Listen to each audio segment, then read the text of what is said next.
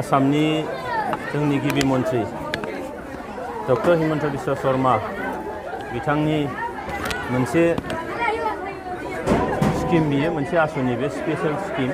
मुख्यमंत्री बिखेख आसनि 2023 आरो 24 फाइनान्शियेल इयारनि तो बेयाव क्लास 9 नि फरायसाफोरनो साफ्रोमनोबो हौवासा जा हिन्जावसा जा गंफा साइकेल राननाय जादों आरो चिरां जिल्लायाव दाखालि सप्तासे सिगां गासै 8,000निबो एसे बारा फरायसाफोरनो साइकेल होनायनि जे बाथ्रा बेखौ जिल्लायाव अलरेडि खालामखांबाय। दिनैहाय रुनिकाटा हायार सेकेन्डारियाव गासै 353 फरायसाफोरनो 353 साइकेल गंफा क्लास 9 नि फरायसाफोरनो होनायनि थाखाय जि थांखि लादों। दिनैहाय डेम' हिसाबै सा 20 फरायसाफोरनो साइकेलखौ रानग्रोनाय जाबाय। आसाम सरकारा बेनो मिजिङा जे ओरैबायदि माखासे फरायसाफोर दङ, ओरैबायदि माखासे न'खरफोर दङ जेराव गावनि फिसा-फिसौ फोरोंनायनि थाखाय बिथांमोनहा फरायसालियाव फैनो राङारि मदद हरनो हाया, जायनि थाखाय गोबां फरायसाफ्रा गोजाननिफ्राय फैनांगौनि थाखाय बिथांमोना गारि भारा मोनियाव मालाबा फरायसालियाव फैनो हायै जायो। आरो बे गासै बाथ्राखौ नोजोर लाखिनानैनो दिनै आसाम सरकारनिफ्राय मुख्यमंत्री बिखेख आसनिनि गेजेरजों साफ्रोमबो क्लास 9 आव फरायनाय फरायसाफोरनो गंफा साइकेल राननाय जादों, जाहाथे बिथांमोना क्लासाव थांनाय टाइमाव गारि भारा गैजायाजासे जि मोनसे क्लासाव फैनो हायै अबस्था जायोमोन बे जेंनानिफ्राय जाहाथे बिथांमोना उदां जायो। आरो जोंनो जेरै क्वालिटिजों लोगोसे क्वान्टिटिनिबो गोनां जादों फरायसाफोरनि पास जानाय बा स्टेन्डार्डनि खोथायाव। बेखायनो मिजिं खालामदों नैबे आसनिनि गेजेरजों फरायसाफोरनि स्कुलाव फैनो हायै जेंनाया निस्सय जोबगोन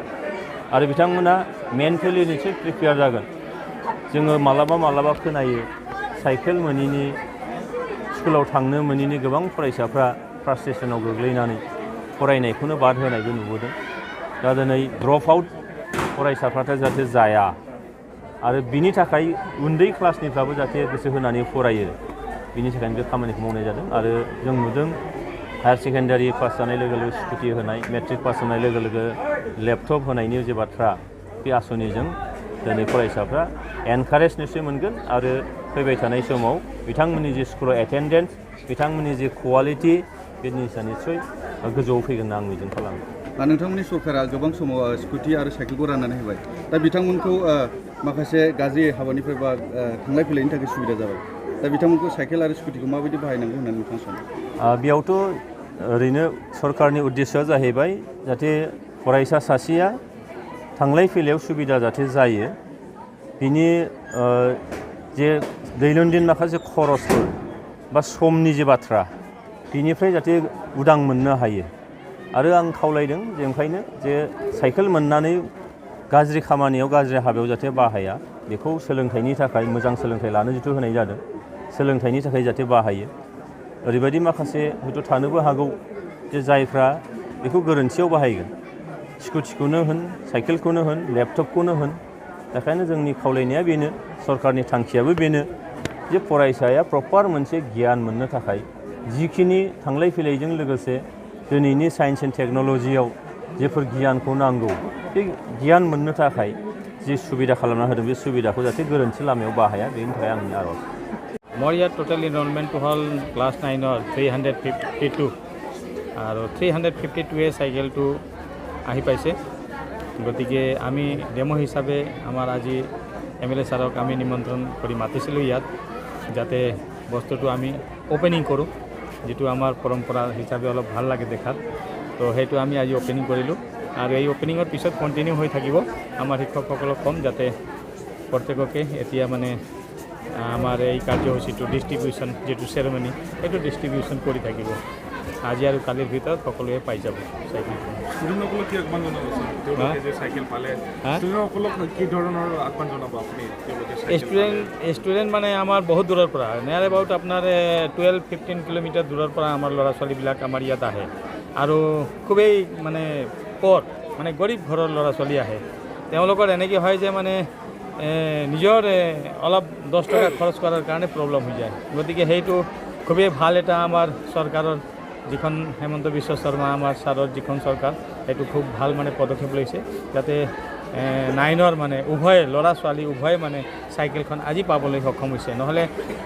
ইয়াৰ পূৰ্বে আমি যিখন চাইকেল বিতৰণ কৰিছোঁ তাতে কিছুমান ছোৱালীক পাইছোঁ তো ল'ৰাক পোৱা নাই ল'ৰাক পাইছোঁ তো ছোৱালী পোৱা নাই কিন্তু এইবেলি আমি চাইছোঁ ল'ৰা ছোৱালী উভয়ে মানে সকলোৱে চাইকেলটো পাবলৈ সক্ষম হৈছে আৰু এইটো আমাৰ